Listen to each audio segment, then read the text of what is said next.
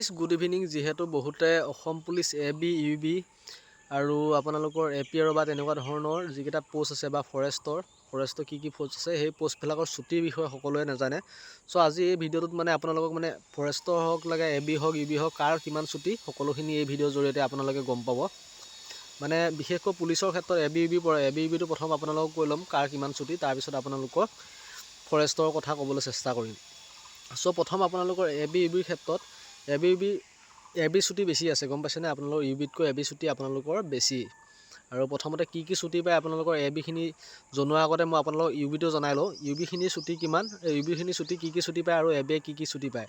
চ' AB আপোনালোকৰ ছুটিটো বেছি, UBখিনি ছুটি কি পায় সেইটো আপোনালোকক প্ৰথম জনাই লওঁ। UBখিনি প্ৰথম ছুটি পায় আপোনালোকৰ CL, যিটো কেজুৱেল লিভ বুলি কয়। কেজুৱেল লিভ আপোনালোকৰ 12 দিন পায়। আৰু আপোনালোকৰ EL বুলি কয়, আৰ্নিং লিভ বুলি কয়। আৰ্নিং লিভটো আপোনালোকে পায় 30 দিন, বুজিছে নহয়? টোটেল কিমান হ'ল 30 আৰু 12 দিন, 42 দিন মানে টোটেল ছুটি পায়। আৰু ELটো আপোনালোকৰ বন্ধ হলিডে থাকিলেও আপোনালোকে তাত এদিন বেছিকৈ বা কমকৈ নাপায়। 30 দিন পালে 30 দিনে পায় মানে। আৰু যদি CLৰ ক্ষেত্ৰত হয়, CL যদি আপুনি 2 দিন ছুটি লয়, কেজুৱেল লিভৰ ক্ষেত্ৰত 2 দিন ছুটি ল'লে আপোনাৰ 2 দিন যদি দেওবাৰ পৰে বা কিবা এটা হলিডে উৎসৱ থাকে বন্ধ থাকিলে সেই 2 দিনত আপোনালোকে 4 দিনো পাব পাৰে, 5 দিনো পাব পাৰে, একেৰাহে যদি বন্ধ হৈ থাকে, বুজিলে নহয়? সেইটো ছিষ্টেমত ছুটিটো হয়। চ' মোটামুটি আপোনালোকে ছুটিটো চাবলৈ গ'লে আপোনালোকৰ UB ক্ষেত্ৰত 42 দিন, আৰু বাকী যিবিলাক হলিডে চলিডে মিলাই সেইবিলাক অলপ বেছিকৈ হৈ যাব, আৰু বাকী 50 দিনমান হ'বগৈ হলিডে যদি মিলাই ছুটি যাব পাৰে, বুজিলে নহয়? চ' আপোনালোকে UB ক্ষেত্ৰত ছুটিটো গম পালে। এতিয়া আপোনালোকৰ বৰ্তমান AB ক্ষেত্ৰত কম। AB ক্ষেত্ৰত আপোনালোকৰ EL আপোনালোকৰ 30 দিন। EL যিটো আৰ্নিং লিভৰ কথা কৈছিলোঁ UB ক্ষেত্ৰত, ELটো 30 দিন, UBটো ছেম, ABটো ছেম 30 দিন 30 দিন। তাৰপিছত CLও ছেম 30 দিন। হেৰিটো আপোনালোকৰ কি বুলি কয়, UBটো 30 দিন আৰু CLটো আপোনালোকৰ UBটো 12 দিন আৰু ABটো 12 দিন, দুইটা 42 দিন হ'ল। কিন্তু আপোনালোকৰ AB সকলৰ মানে কি হ'ল, আপোনালোকে এটা ছুটি বেছিকৈ আছে, বুজিছে নহয়? এইটো হ'ল APL, বুজিছেনে? এনুৱেল প্ৰিফাৰেঞ্চ লিভ বুলি কয়, যিটো APL বুলি কয়। APLটো আপোনালোকৰ 30 দিন, বছৰটোৰ মূৰত এবাৰ আপুনি APLটো খাবই লাগিব। সেই ছুটিটো জমাও নহয়, আপোনালোকে বছৰটোৰ মূৰত খাই শেষ কৰিব লাগিব, বুজিছে নহয়? APLটো আপোনালোকে ঘৰত এক মাহ ডাইৰেক্ট আপোনালোকে ঘৰত 1 মাহ থাকিব পাৰে বেটেলিয়ান মানে AB ক্ষেত্ৰত। চ' আপোনালোকে বুজি পালে।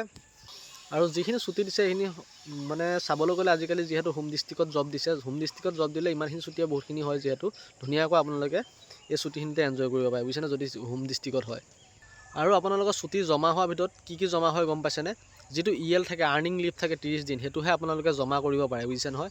আৰ্নিং লিভটো জমা কৰিব পাৰে। আৰু যিটো CLৰ কথা কৈছিলোঁ 12 দিন, সেইটো বছৰটোৰ মূৰত নল'লে আপোনালোকৰ শেষ হৈ যাব। আৰু যিটো আপোনালোকৰ কি বোলে APL কথা কৈছিলোঁ, APLটো বেটেলিয়ানৰ ক্ষেত্ৰত, সেইটো আপোনালোকৰ এবছৰৰ ভিতৰত নল'লে আপোনালোকৰ শেষ হৈ যাব। চ' আপোনালোকৰ যিটো EL আৰ্নিং লিভ 30 দিন, সেইটো আপোনালোকে জমা কৰি যাব পাৰে বাকী ছুটিখিনি খাই মানে, বুজিছে নহয়?